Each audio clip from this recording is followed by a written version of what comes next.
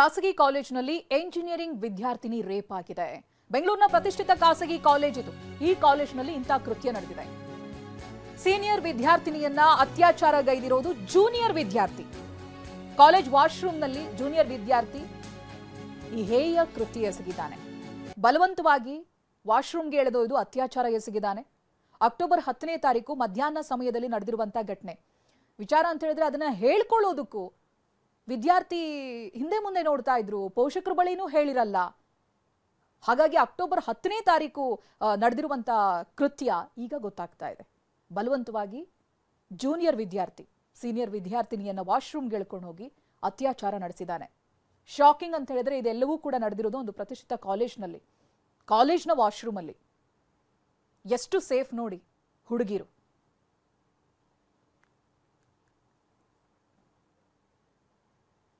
ಸಾಕೆ ಇಷ್ಟೆಲ್ಲ ಆದ್ರೂ ಕೂಡ ಪೋಷಕರ ಬಳಿ ಹೇಳಿರಲ್ಲ. ಅನಂತರ ಅವಳ ಸ್ನೇಹಿತರೊಬ್ರು ಹೇಳ್ತಾರೆ, ಇಲ್ಲ ನೀ ತಂದೆ ತಾಯಿ ಹತ್ರ ಇದನ್ನ ಹೇಳ್ಕೊಳ್ಬೇಕು ಅಂತ. ಆಗ ಅವಳು ತನ್ನ ಬಳಿ ಆಗಿರುವಂತ ಈ ಕೃತ್ಯವನ್ನ ಪೋಷಕರ ಮಧ್ಯೆ ಹೇಳ್ಕೊಳ್ತಾರೆ. ಆ ನಂತರದಲ್ಲಿ ಪೋಷಕರು ಹೋಗಿ ಕಂಪ್ಲೇಂಟ್ ರೇಸ್ ಮಾಡ್ತಾರೆ. ಸಂತ್ರಸ್ತೆ ಮತ್ತೆ ಆರೋಪಿ ಒಂದೇ ಕಾಲೇಜ್ನಲ್ಲಿ ವ್ಯಾಸಂಗ ಮಾಡ್ತಿದ್ದವರು. 3 ತಿಂಗಳ ಹಿಂದೆ ಈ ಸೀನಿಯರ್ ವಿದ್ಯಾರ್ಥಿನಿ ಪರಿಚಯ ಆಗುತ್ತೆ. ಕಾಲೇಜ್ನ 6ನೇ ಮಹಡಿ ವಾಶ್ರೂಮ್ಗೆ ಕರ್ಕೊಂಡು ಹೋಗಿ ಕೃತ್ಯ ಎಸಗ್ತಾನೆ. ಇದಾದ ನಂತರ ವಿದ್ಯಾರ್ಥಿನಿ ಕೆಲ ದಿನಗಳ ಬಳಿಕ ಪೋಷಕರ ಬಳಿ ಹೇಳ್ಕೊಂಡು ಕಂಪ್ಲೇಂಟ್ ಕೂಡ ಕೊಡ್ತಾರೆ.